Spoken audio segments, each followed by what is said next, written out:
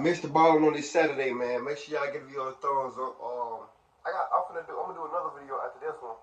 But y'all probably gonna get that until probably Sunday, Monday, Tuesday, one of them days. But I'm gonna have that video go live, so y'all know y'all get that video. We got Mr. Ballin. Make sure I give you a thumbs up. Make sure y'all go to my second channel, show love to that channel. That's all. Go ahead and get the video started. You saw I already got them on.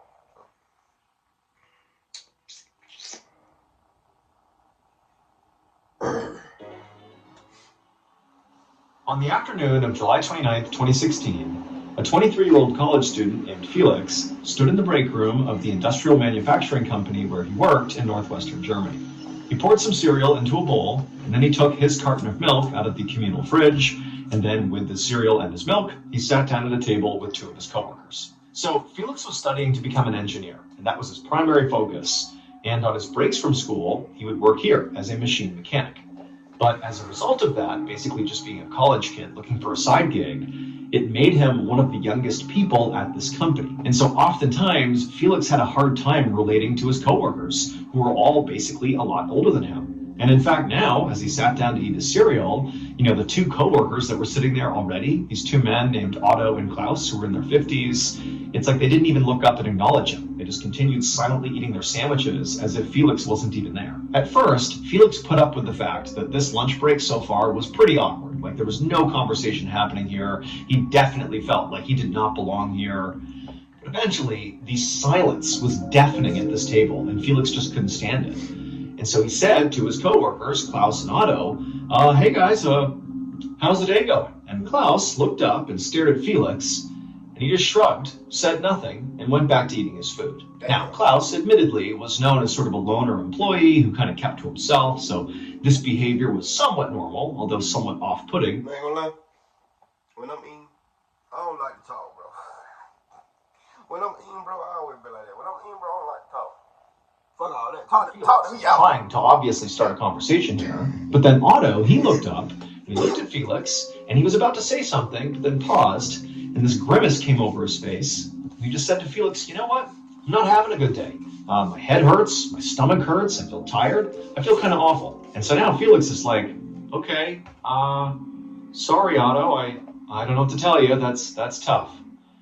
And then the three men just kind of went back to eating and back to silence. Now, Felix didn't know how to make this any less awkward, and so he just went back to eating his cereal in silence, and then when he was done, he got up and left the awkward break room. But Felix had only been back to his job for a couple of minutes when suddenly he felt this intense stomach cramp that made him double over in pain. Now, Felix actually was somewhat accustomed to getting cramps like this one because he was lactose intolerant. And typically, if he consumed dairy, shortly thereafter, he would get these stabbing pains in his stomach. That's actually why he kept a carton of his own milk in the communal fridge that was lactose-free. And so suddenly, Felix wondered if maybe he had accidentally grabbed the wrong milk when he had poured his cereal just now. Had he grabbed regular milk, causing this pain? And so as a wave of nausea came over him, Felix sprinted back into the break room, opened up the communal fridge to see if he had grabbed the wrong milk. But he saw there was actually only one container of milk in the fridge, and it was his, the lactose-free kind. And so he had no idea what was actually causing these cramps, because it couldn't have been dairy. But at this point, Felix was just so nauseous that all he could think about now was the fact that he could no longer work today. He had to go home. And so Felix told his supervisor he had to go, and then he rushed out to his car, he sped home, and barely made it into his bathroom in time in order to vomit into the toilet. And after he vomited, he felt a little bit better, and so he wiped his mouth, and he stood up straight, took a deep breath, and then he went to the sink, and he splashed some water on his face, and he grabbed the towel, and he went to dry his face, and as he did, he noticed something. He noticed the tips of his fingers were now tingling, like his hands were going numb. And so reflexively, he put down the hand towel and began flexing and opening and closing his hands over and over again to increase the circulation to... I would have started tweaking. I would have started tweaking, bro. Hey, what the fuck? What the fuck? Fingers, maybe get the feeling back, but nothing he did seemed to help. I don't play like that, bro. Felix couldn't help but feel a little bit scared. Now, stomach cramps and nausea were somewhat normal symptoms for him, considering, again, he was lactose intolerant. Those were normal symptoms of illness. But losing circulation in your hands was not something he was used to. This was something else. And so even though Felix was an adult, he was 23 years old, his first thought was, I gotta call my mom. And so that's what he did. That's what I did. Hey, bro, If you don't know this, late last year, we launched a brain own and death. What? Prescribed Felix. Bro, I already caught my mom so goddamn fast. Real fast. Hey, Mom, I just drank some milk. And my hands are tingling at the tips. Mom would start tripping. Oh my God, my mother's so fat. Oh God. Mom, my hands tingling. 2 weeks later, Felix was still sick. On his mother's advice, he had gone to see his doctor, and his doctor had told him that he was very likely just overworked, and he prescribed Felix some vitamins and rest. But those two things had not helped Felix. In fact, really, his symptoms had only gotten worse. He was still nauseous, and that tingling feeling he had felt in his hands had now extended all the way up into his forearms. And so as a result of this mystery illness afflicting Felix, he had not been able to go back to work, and he had spent the better part of the last 2 weeks just lying miserably in bed. But this morning, he was determined to get out of bed, take a shower, have a real meal, and basically just have a normal day. And so it started relatively well. He managed to, prop himself up and get out of bed. But as he staggered his way towards the bathroom, he lost his balance and had to grab onto the door to keep from falling to the ground. After steadying himself, Felix did attempt to keep walking towards the bathroom, but it was like the commands from his brain were not reaching his legs. And so he kept slipping and staggering and almost falling. And so eventually he just turned around to go back to bed, but immediately he kind of collapsed to the ground and had to literally crawl painstakingly back to the bed. And then when he had finally pulled himself back on there, he pulled out his phone and called his mom again. But this time, he was not calling for advice. He was calling for help. He needed her to drive him to the hospital. Later that afternoon, Felix laid in a hospital bed with his mother to his left and an emergency room neurologist to his right. The neurologist had heard about Felix's symptoms, and she was now performing a preliminary examination, which really consisted of lots of questions about Felix's drug use, about, a history of neurological problems in their family, had he had any recent head injuries. But basically all the questions she was asking him, he said no to. There weren't any precursors to him having these issues. Next, the neurologist poked Felix's arms to see what he could feel, because he was complaining of numbness and tingling. But it was kind of like wherever she poked in his arms, he couldn't really feel it. It was like the tingling sensation had totally taken over both arms. That's all he could feel. After that, she measured his muscle reflexes in his legs and also shined a light in both his eyes. And then after that, she put her tools down and she looked at Felix with a very worried expression on her face. She said that based on Felix's symptoms, she thought that some part of his nervous system, like his brain or his spine. Yeah, if y'all new subscribe, y'all see me fucking with my head, I do that all the time. Come over here. Why you keep messing with his hair? Why do you keep messing with I know I need to retwist. Shit, hard to find somebody.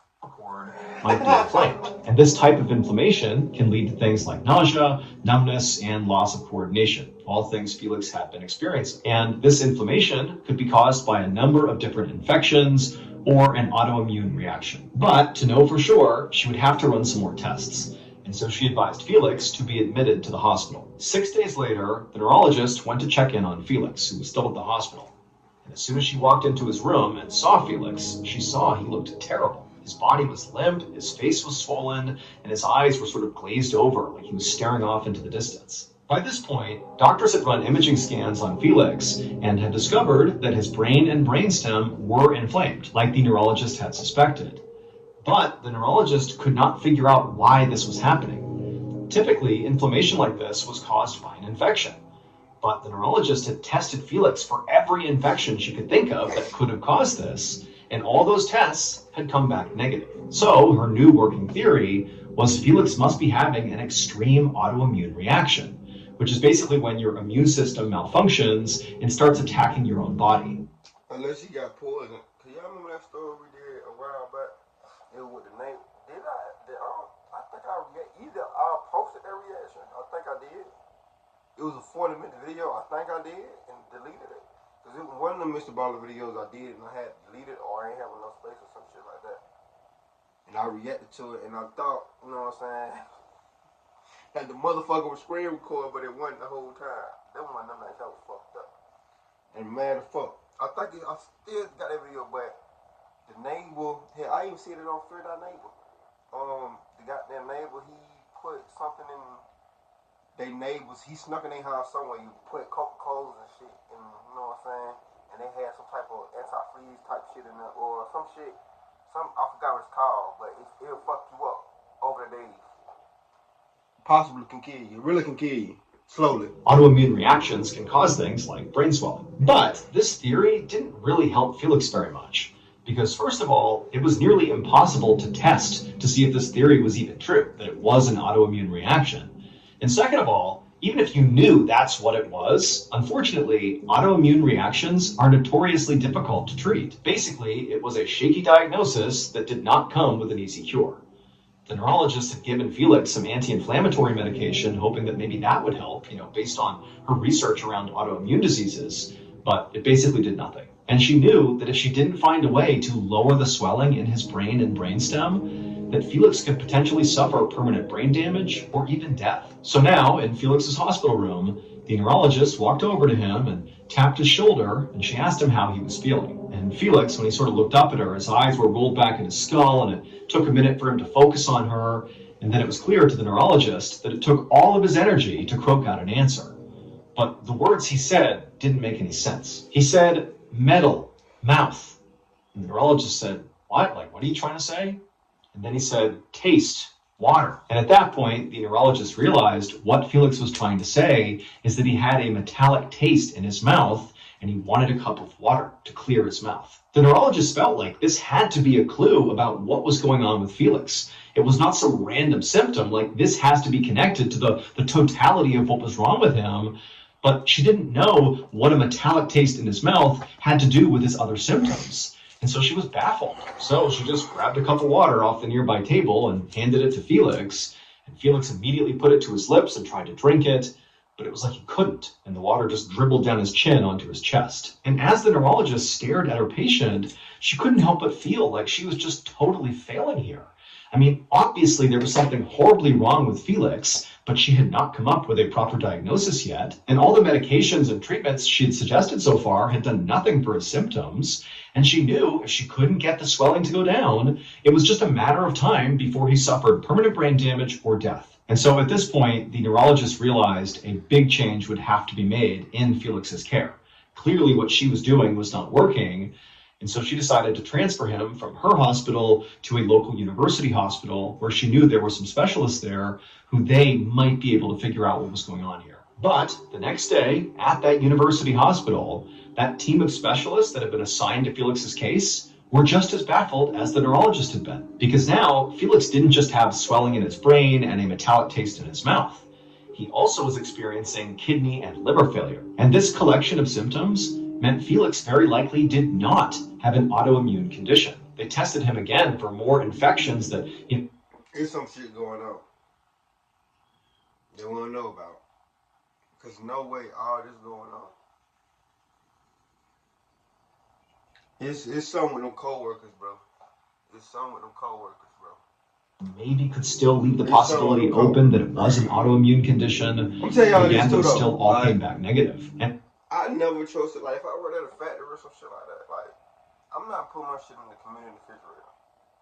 9 times 10, some of the jobs down here in South Georgia, you can bring your cooler and shit with you on your station at work. That's what I'm doing. That's how I used to do it. I get my, you know what I'm saying? I had a big ass little cooler. Put ice in that bitch, fill that bitch up with ice, put my snacks in there and all that shit. I ain't putting my shit in no community refrigerator with everybody at. I'm not doing that, bro. Anybody can drink your shit. Nobody don't care. so effectively, the specialists who were here to solve this puzzle were back at square one. They had made no further progress. And so at this point, all Felix's doctors could do was just hope that whatever illness was plaguing Felix would sort of resolve itself on its own. And they would just, do their best to manage his symptoms and try to keep him comfortable until it did. However, by September of 2016, so 2 months after that first day that Felix went home sick from work, He had not improved. He spent most of his time laying in bed unconscious, barely clinging to life. At this point, most of these specialists were just monitoring Felix. However, one of them still felt like a diagnosis here was still possible. We just need to keep looking. And so this doctor actually decided that instead of monitoring Felix, he was going to start looking into some medical research papers, because he figured, whatever Felix had to be really, really rare. If it wasn't, they would have figured it out by now, and they clearly had not.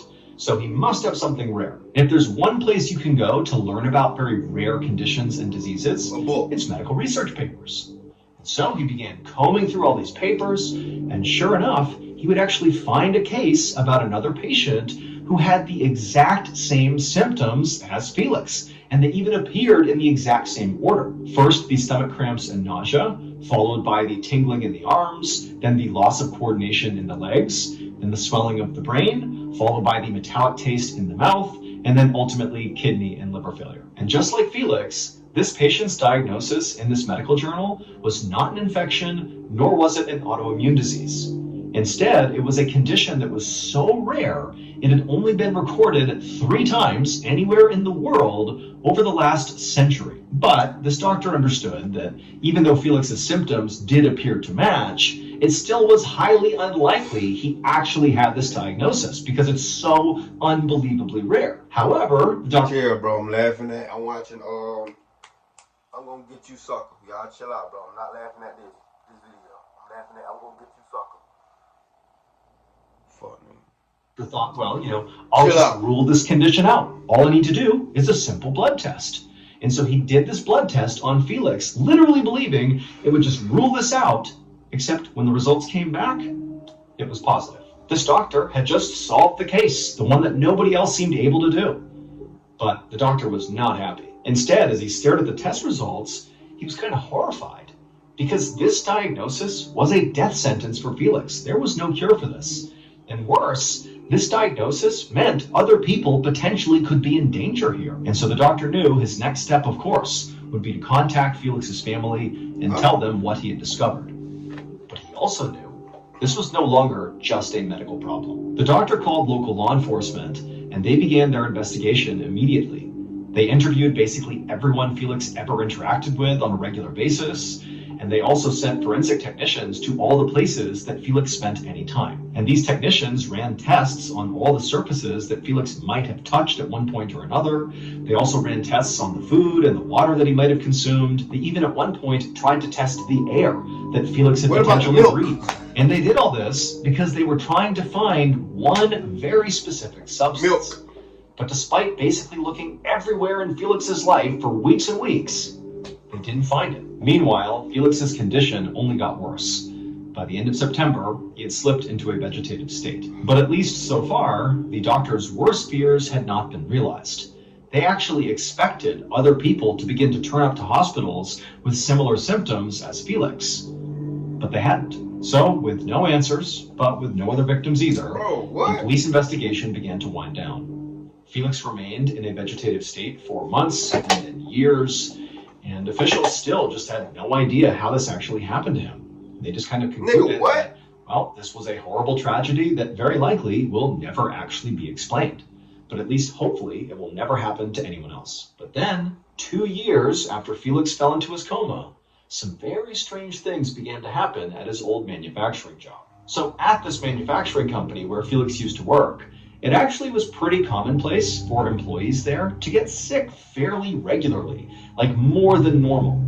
However, their illnesses were sort of basic. Things like headaches and stomach aches and feeling sort of tired.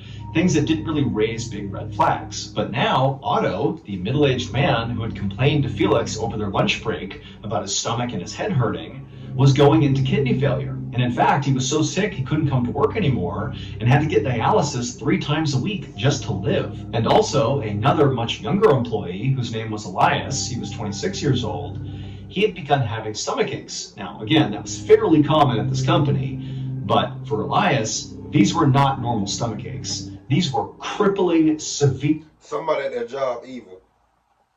Somebody at their job evil. Ain't no fucking way. Unless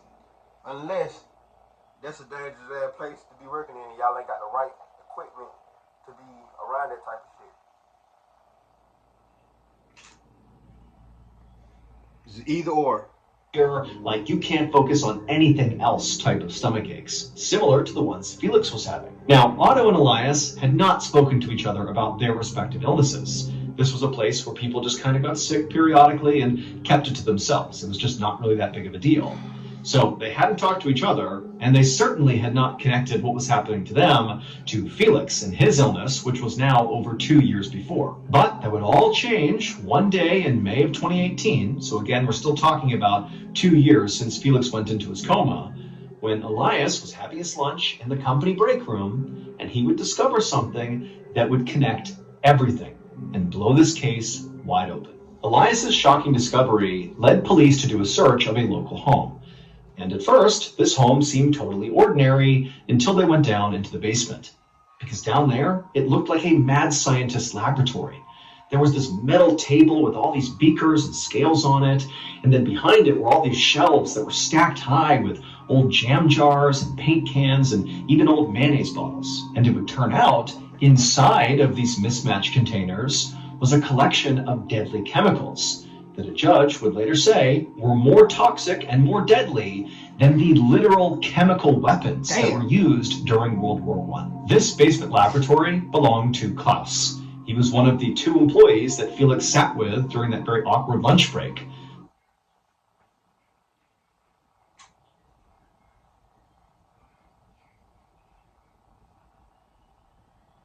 What I said earlier about bringing your own shit to work. Nigga, I wasn't using condiments or none of that, man. Nothing. Even when they'll, you know what I'm saying, throwing those, you know what I'm saying, job I had, their appreciation dinners. Bring all type of good shit. Chick-fil-A's, all type of the whole nine. You can get anything you want, as long as you get food. But they don't want you to bring your own food. And I used to bring my own food. Yeah, I don't play that, bro. I don't eat from everybody.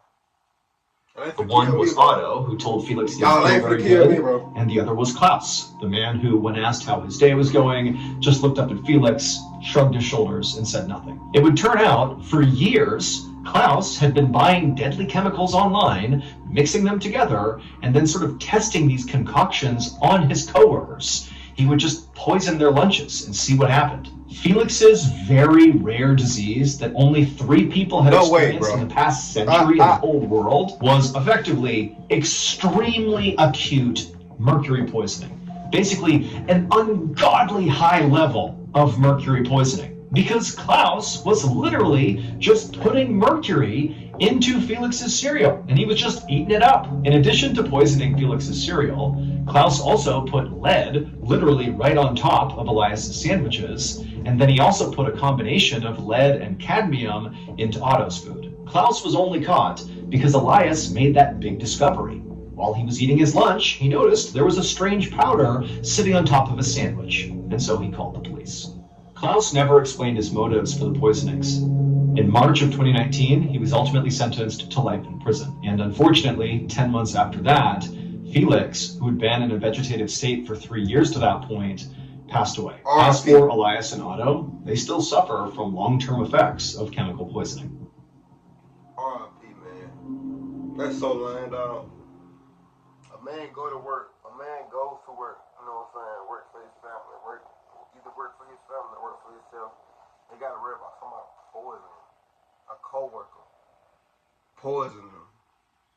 Taking it away. Just because he want to make an honest living. You know, people like this, like, bro, I hate people like this. That's why I say, bro, bring your own shit. And if you got a cooler, like I said, like I had, put a lock on that bitch. That's what I used to do. I used to put a lock on my shit. I ain't even play those type of game, bro. I ain't all those type of coats that easily can, you know what I'm saying? Whoa, pause. All the tops that can easily come off. You feel me? Goddamn, I don't have that at work. Only at home. I get some shit that's locked, that'll lock. You know what I'm saying? Like, make sure I give you your thoughts on this story. Crazy, bro. Give me y'all honest opinion about this video. See when I see y'all. Love y'all. Y'all be safe. See y'all. Next video probably gonna be either Monday, Tuesday, or Wednesday. Don't know. Love y'all. Let's ride.